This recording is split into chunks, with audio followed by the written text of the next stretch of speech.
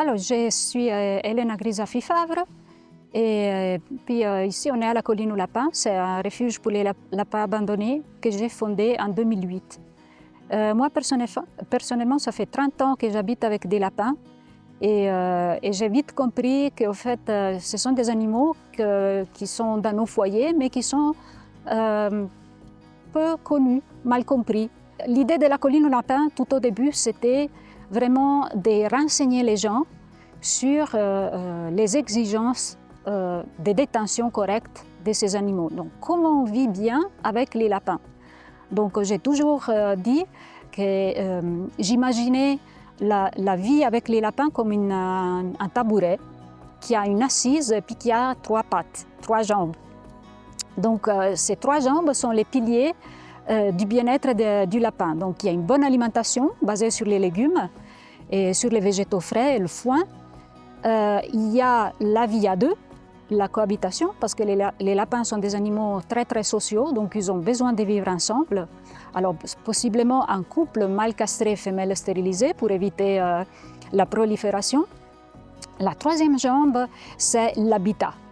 Ici à la Colline aux Lapins, nous accueillons entre 100 et 150 lapins abandonnés par année. Mais d'où viennent tous ces lapins? En fait, nous, on essaye accueillir des lapins que les gens ne veulent plus. Donc, vraiment, clairement, des abandons comme dans d'autres refuges. Donc, si la personne a été déçue, si les animaux ont été pris pour les enfants et les enfants ne s'en occupent plus, il y a les déménagements, les divorces, les allergies. Et puis, donc nous, dans les limites des places disponibles, on accueille ces animaux. Et ici, on a Shanti et Karma, sont 2 lapines de laboratoire qui ont servi pendant les premiers 6 mois de leur vie comme réservoir d'anticorps pour la création des médicaments ou vaccins.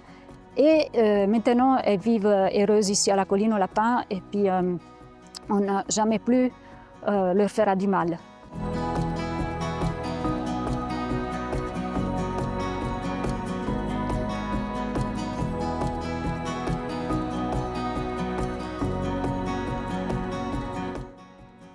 Alors, à la Colline aux Lapins, nous n'avons aucune subvention publique.